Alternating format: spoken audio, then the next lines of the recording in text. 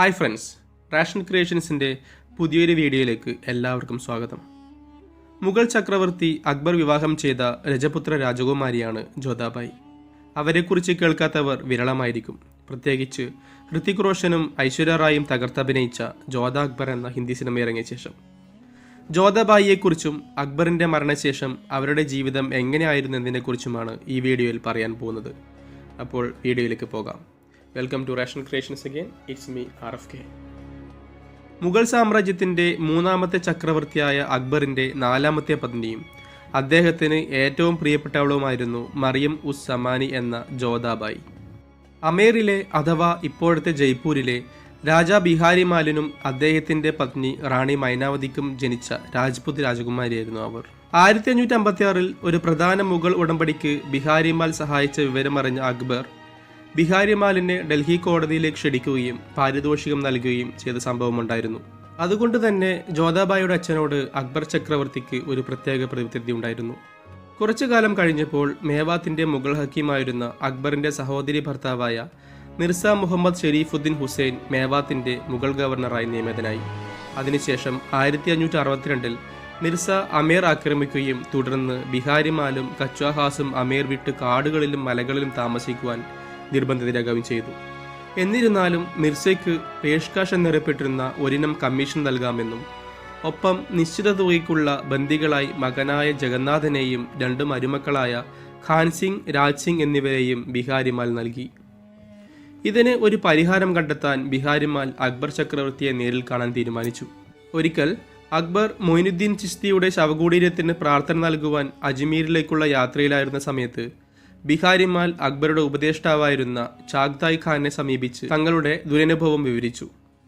ഇതേ തുടർന്ന് അക്ബർ ബിഹാരിമാലിനെ തന്റെ കോടതിയിലേക്ക് വിളിപ്പിച്ചു. 1562 ജനുവരി 20 സൻഗനേറിലെ പാളയത്തിൽ വെച്ച് ബിഹാരിമാൽ ചക്രവർത്തിയെ കണ്ടുമുട്ടുകയും തന്റെ മൂത്ത മകൾ ജോധാബായിയെ അക്ബറിന് വിവാഹം ചെയ്തു നൽകാമെന്ന നിർദ്ദേശം മുൻപോട്ട് വയ്ക്കുകയും ചെയ്തു. പിന്നീട് അക്ബർ ഇതിൽ സമ്മതമറിയിച്ചതിനെ തുടർന്ന് 1562 ഫെബ്രുവരി 6 അക്ബറിൻ്റെയും ജോധാബായിയുടെയും വിവാഹ ചടങ്ങ് സംബാറിൽ സൈനിക ക്യാമ്പിൽ വെച്ച് നടന്നു. അക്ബർ ചക്രവർത്തി അവർക്ക് മാലിക്കായ ഹിന്ദുസ്ഥാൻ സ്ഥാനം നൽകി ദർബാറിൽ പ്രത്യേക ഇരിപ്പിടം ഒരുക്കിയിരുന്നു.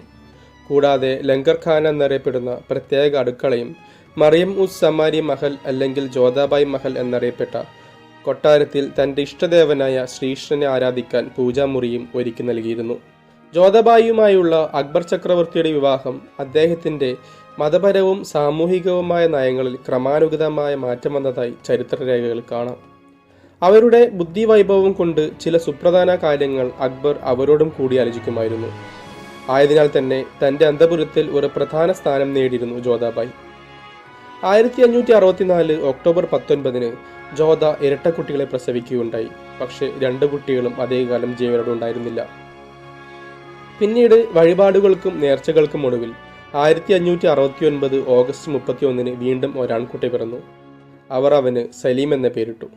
പിന്നീട് അദ്ദേഹമാണ് ജഹാംഗീർ ചക്രവർത്തിയായി മാറിയത്. അക്ബറിന്റെ പിൻഗാമിയും ജഹാംഗീർ തന്നെയായിരുന്നു. അക്ബർ ചക്രവർത്തി 1605 രോഗബാധിതനായി മരണപ്പെടുകയുണ്ടായി. മുഗൾ പാരമ്പര്യത്തിന് വിരുദ്ധമായി രജപുത്ര പാരമ്പര്യം അനുസരിച്ച് ഭർത്താവ് മരണപ്പെട്ട ശേഷം വെള്ളവസ്ത്രം മാത്രമാണ് ജോധാബായി ധരിച്ചിരുന്നത്. ഭർത്താവിന്റെ വിയോഗത്തിന് ശേഷം കൊട്ടാരക്കെട്ടിൽ തന്നെ ഒതുങ്ങിക്കൂടാതെ ജോധാബായി ഭരണത്തിൽ സജീവമാവുന്ന കാഴ്ചയാണ് പിന്നീട് നമുക്ക് കാണാനാവുക. അതിനൊരു കാരണം തൻ്റെ പുത്രനും മുഗൾ ചക്രവർത്തിയുമായ ജഹാംഗീറിന്റെ ഭരണകർത്തവ്യത്തിൽ നിന്നുള്ള വ്യതിചലനമായിരുന്നു. തുടക്കത്തിൽ നല്ലൊരു ഭരണാധികാരി ആയിരുന്നുവെങ്കിലും പിന്നീട് അദ്ദേഹം ചിത്രരചനയിലും മദ്യപാനത്തിലും സമയം ചെലവിടാൻ തുടങ്ങി. അക്കാലത്ത് യഥാർത്ഥത്തിൽ ഭരണം കൈയാളിയിരുന്നത് അദ്ദേഹത്തിന്റെ ഭാര്യ നൂർജഹാനും രാജമാതാവായ ജോധാബായിയും ഭാര്യാപിതാവും ചേർന്നായിരുന്നു എന്ന് പറയുന്നതാവും ശരി. ഭരണകാര്യങ്ങളിൽ പുത്രനെ സഹായിക്കുന്നതോടൊപ്പം തന്നെ ജോധാബായി സ്വന്തമായി നിരവധി ചരക്കുകപ്പലുകളുടെ ഉടമയും അക്കാലത്തെ പ്രമുഖ വ്യാപാരിയും കൂടിയായിരുന്നു. ചരക്കുകൾ നിറച്ച അവരുടെ കപ്പലുകൾ Jeddah, Alexandria, Basra, Aden, Dhofar, Kozhikode തുടങ്ങിയ പ്രസിദ്ധ തുറമുഖങ്ങളിലേക്ക് യാത്രകൾ നടത്തിയിരുന്നു. പറങ്കികളുടെ കടുത്ത ഭീഷണി നിലനിൽക്കെ തന്നെയായിരുന്നു അറബിക്കടലിലൂടെ അവരുടെ കപ്പലുകൾ സഞ്ചരിച്ചു കൊണ്ടിരുന്നത്. മുഗൾ രാജമാതാവിന്റെ കപ്പലുകൾ എന്ന നിലക്കാവാം പോർച്ചുഗീസുകാർ ജോധയുടെ കപ്പലുകൾക്ക് നേരെ ആദ്യമൊക്കെ തിരിയാൻ ഭയപ്പെട്ടിരുന്നത്. എന്നാൽ നാവികശക്തിയിൽ ഏറെ പിറകിലായിരുന്ന മുഗൾ സാമ്രാജ്യത്തിന്റെ കടൽ ശക്തി തിരിച്ചറിഞ്ഞതോടെ ജോധാബായിയുടെ കൂറ്റൻ കപ്പലായ റഹീമി പറങ്കികൾ പിടിച്ചടക്കുകയുണ്ടായി. ഒരു മുഗൾ സൂബയുടെ, അതായത് ഒരു മുഗൾ സ്റ്റേറ്റിന്റെ വലിപ്പം പോലും ഇല്ലാതിരുന്ന സാമൂതിരിയുടെ കോഴിക്കോടായിരുന്നു അക്കാലത്തെ ഹിന്ദുസ്ഥാനിലെ ഏറ്റവും വലിയ നാവികശക്തി. സൗജന്യമായി തീർത്ഥാടകരെ മക്കയിലെത്തിക്കാനും ചരക്കുകൾ കയറ്റാനുമായിരുന്നു ജോധാബായി റഹീമി എന്ന തന്റെ ഈ പടകൂറ്റൻ കപ്പൽ ഉപയോഗിച്ചിരുന്നത്. ഗുജറാത്തിലെ സൂറത്തിൽ നിന്നും ഇന്നത്തെ സൗദിയിലെ ജിദ്ദയിലേക്കാണ് ഈ കപ്പൽ യാത്ര നടത്തിയിരുന്നത്.